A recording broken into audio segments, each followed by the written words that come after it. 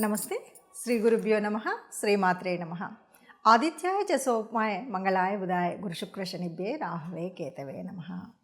శ్రీమాత శ్రీ మహారాజ్ఞి శ్రీమత్ సింహాసనేశ్వరి చిదగ్నిగుండ సంభూత దేవకార్య సముద్యత.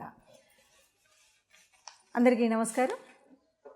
ప్రతి మాసంలాగానే మరి ఈ మాసం అంటే జనవరి 2025 ఫిబ్రవరి మాసం గాను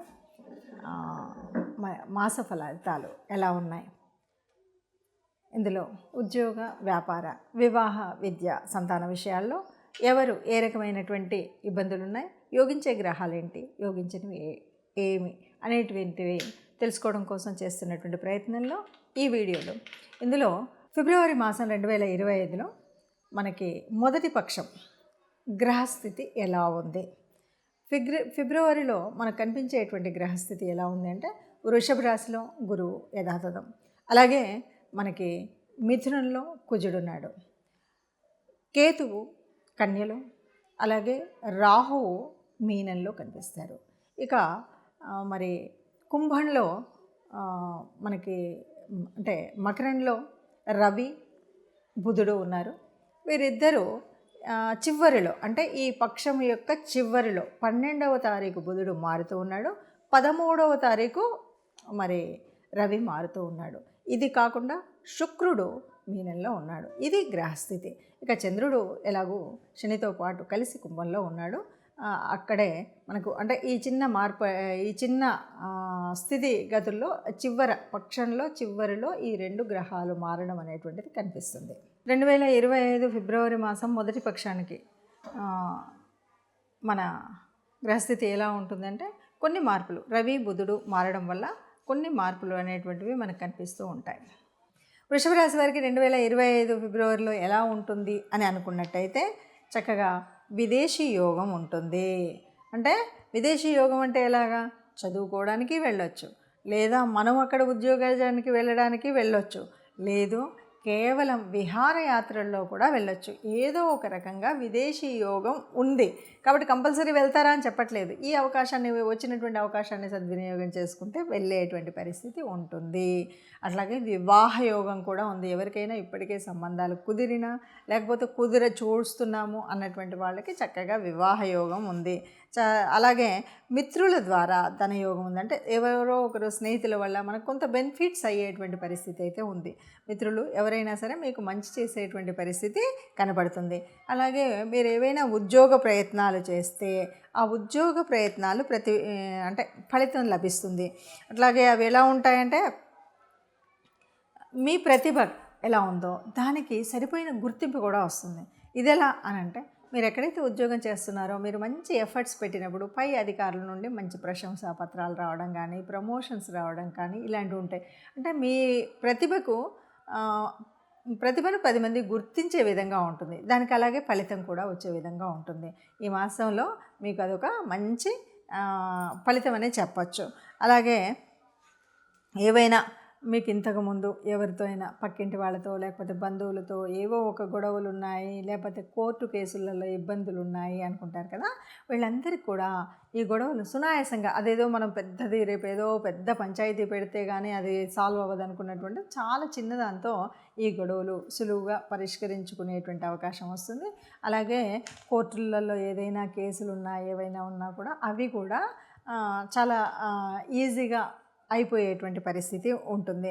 అట్లాగే మీరు ఈ మాసంలో చెప్పాలి అంటే దాదాపుగా అంటే ఏదైనా సరే అన్నీ మంచి జరుగుతుంటే ఎలా ఉంటుంది, ఉత్సాహంగా ఉంటుంది, సంతోషంగా ఉంటుంది. అలా ఉత్సాహంగా సంతోషంగా ఉండేటువంటి మాసం ఈ మాసం అని చెప్పొచ్చు. దాదాపు అన్ని పరిస్థితులు కూడా అనుకూలంగానే ఉంటాయి. కొత్త ఆలోచనలు అనేటువంటివి వస్తాయి. అలాగే కొత్త నిర్ణయాలు వస్తాయి. అంటే ఏదైనా సరే ఇప్పటివరకు ఉన్నటువంటి నిర్ణయాలు కాకుండా కొత్త నిర్ణయాలు, ఈ కొత్త ఆలోచనలు, కొత్త నిర్ణయాలు తీసుకోవడం వల్ల మనకు బెనిఫిట్ జరుగుతుంది. అంటే మంచి మార్పు జరుగుతుంది. ఇప్పటి వరకు మనం భయపడుతూ కొన్ని నిర్ణయాలు తీసుకోలేదు, కానీ ఇప్పుడు తీసుకోబోయేటువంటి నిర్ణయాల వల్ల మంచి జరిగేటువంటి అవకాశం చాలా ఉంది. అభివృద్ధిలోకి వెళ్ళేటువంటి అవకాశం ఉంది.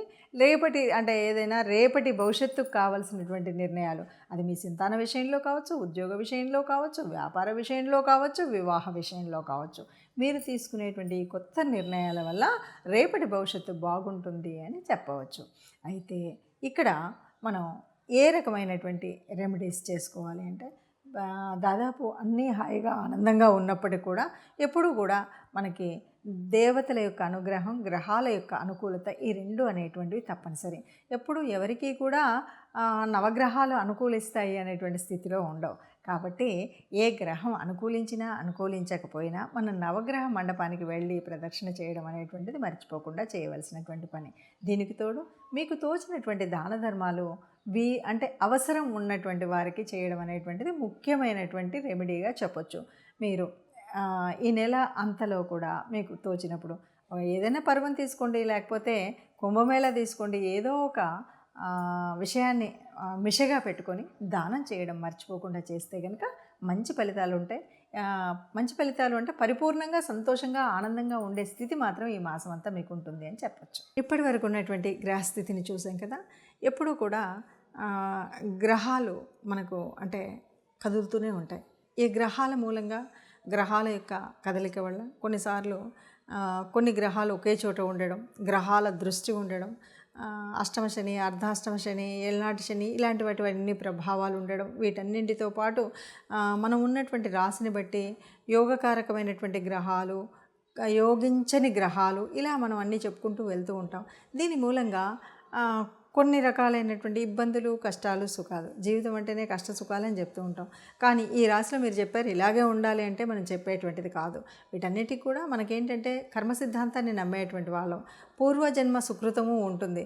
దీనివల్ల మనకేంటంటే మనం పుట్టినప్పుడే మన యొక్క జాతకంలో, జన్మ కుండలిలో కొన్ని గ్రహాలు చక్కగా ఏ ఏ స్థానాల్లో ఉండాలో అక్కడ ఉంటాయి. అయితే ఇలా ఉన్నప్పటికీ కూడా మారుతున్నటువంటి ఈ గ్రహాల యొక్క స్థితిగతులను బట్టి కొన్ని మార్పులు జీవితంలో ఏ నెలకన్నా, ఏ వారానికి ఆ వారం చూసుకుంటూ వస్తూ ఉంటాం. ఇలా ఉన్నప్పుడు ఎలా ఉన్నప్పటికీ కూడా మనకు మంచి జరగాలి అనేటువంటిది కదా మన యొక్క ఆశ.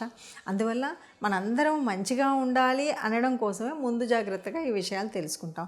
ఏదైనా దీనివల్ల కొద్దిగా కీడుంది, దీనివల్ల ఇలాంటి జాగ్రత్తలు తీసుకోండి అని ఏవైతే చెప్తున్నామో వాటిని తూచా తప్పకుండా పాటించినట్లయితే బాగుంటుంది. ఇది కాదు ఎగ్జాక్ట్గా నా జీవితకాలం యొక్క తెలుసుకోవాలి అంటే జన్మకుండలి తప్పనిసరిగా వేయించుకోవాలి. మీకు తెలిసిన మీ దగ్గరలో ఉన్నటువంటి ఎవరైనా జ్యోతిష్యుల దగ్గరికి వెళ్ళి పూర్తి జన్మకుండలిని వేయించుకొని పూర్తిగా దానికి సంబంధించిన విషయాల్లో మీరు తెలుసుకోవడం అనేటువంటిది మంచిది.